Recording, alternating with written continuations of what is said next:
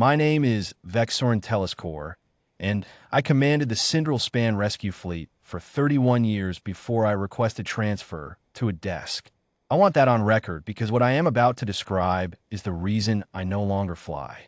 The Halyard Relay was a chain of 9-way stations strung along the old transit corridor between the core reaches and the inner worlds, linked nose to tail by magnetic coupling arms so that supply convoys could pass through without docking individually. 9 hulls, 1 spine, 1 reactor core feeding them all. When the core began to fail, it did not fail quietly.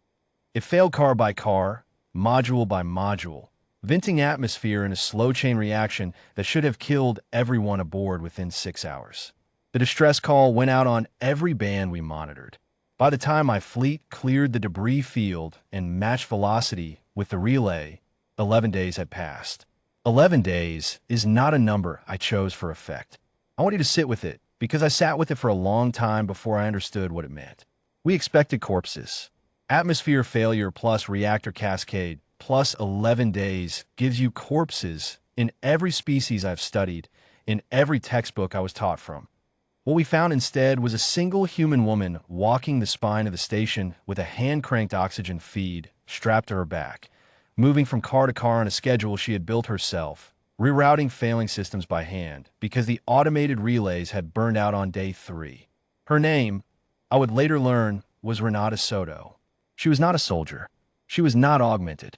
She was a maintenance technician who had been riding the relay as a passenger, on her way to a posting none of this concerned her with.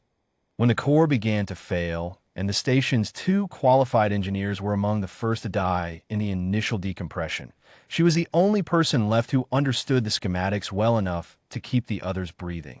I boarded with a medical team expecting to recover 1 survivor and several bodies. We found 104 survivors, 6 dead, and a woman who had not slept since the moment the alarms first sounded. The corridor we entered first was lit only by emergency strips, half of them dead, and the air carried the particular staleness of a system running on borrowed margin. We passed sealed bulkheads with handwritten numbers chalked beside them, pressure readings, oxygen percentages, timestamps, a running ledger kept in marker pen because the consoles that should have tracked it had failed days earlier. Survivors were sorted into the 3 cars with the most stable atmosphere, sharing blankets, sharing ration water, organized into shifts for who slept and who watched the gauges, a structure none of them had been trained to build. When I asked who had organized it, for different people pointed in the same direction. I asked her, through the translator, how long she had been awake. She looked at the readout on her wrist, a crude thing, a consumer chronometer, not even rated for vacuum, and said 11 days. Give or take. I stopped counting after the first week. It wasn't helping anything. I want to describe what 11 days without rest does to my species, so that what follows means something. By day 3, an Orin loses fine motor control. By day 5, hallucination is universal. We begin to see threats that are not there, or worse, fail to see ones that are. By day 7, the body begins to shut down organ function selectively to force unconsciousness. It is not a discipline problem. It is biology refusing to be overridden any further.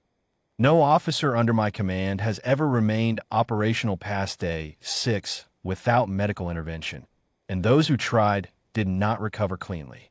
Renata Soto had been awake for 11 days, performing precision technical work, rerouting plasma conduits, hand-balancing a reactor core that wanted to detonate, calculating oxygen reserves against 104 breathing bodies spread across 9 compromised hulls, and she had done it without a single recorded error that we could find in the log she kept. Not one. I had my engineers review her work twice, certain we would find the mistakes that exhaustion always produces. We found adjustments, corrections, refinements. We did not find failures.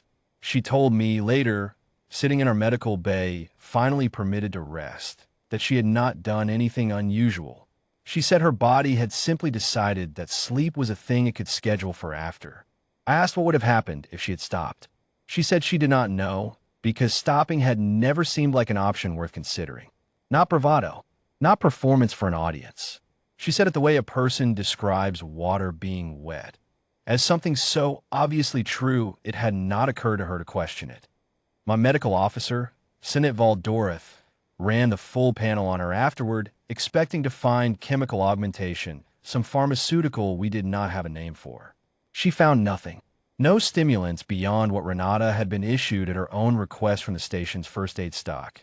Caffeine, in a form so mild it would not have kept one of my own crew alert past the second day.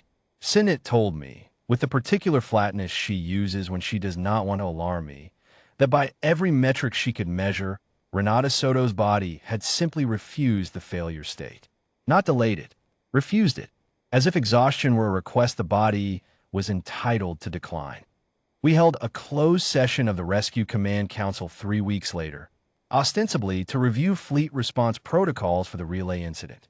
What became, in practice, was a room full of decorated officers trying to understand how a single unarmed civilian had kept 104 people alive for 11 days using nothing but a hand-cranked oxygen feed and the simple, apparently species-wide refusal to stop.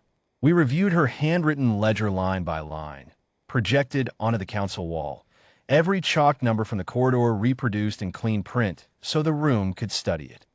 Someone asked whether she had rested in increments. 5 minutes here, 10 there, the kind of micro-sleep some species use to stretch endurance. Sinet had already checked. The station's internal sensors, the few still functioning, showed no period longer than 90 seconds in which Renata Soto's body had been still. Counselor Imrith Solvay, who had commanded rescue operations longer than I had been alive, asked the question none of us wanted to ask aloud. What happens when it is not 11 days? What happens at 20? At 30? Does the body ever actually stop refusing, or does it simply find new things to keep doing? Nobody in that room had an answer, and nobody pretended to. I visited Renata once more before she shipped out to her original posting, as if none of it had happened, as if 11 days awake rerouting a dying station were simply a delay in her travel schedule rather than the single most unsettling thing I had witnessed in 3 decades of rescue work. I asked her if she had been afraid, at any point, that she would not make it. She thought about that for longer than I expected. I was tired, she said. Tired isn't the same as scared. I figured I'd be tired either way, whether I stopped or not. Seemed like a waste to stop and still be tired. I did not have a response to that. I am not certain a response exists. I requested my transfer 4 months later. The official reason on file is administrative fatigue, and that is not a lie, only an incomplete one.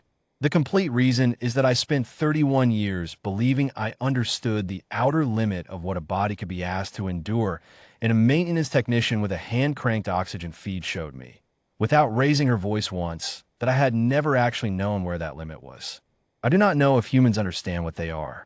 I suspect, from a little time I spent with Renata Soto, that they mostly do not, that it does not occur to them to be afraid of a thing they have simply decided is not optional to survive. I keep her case file in my private archive, not the fleet record.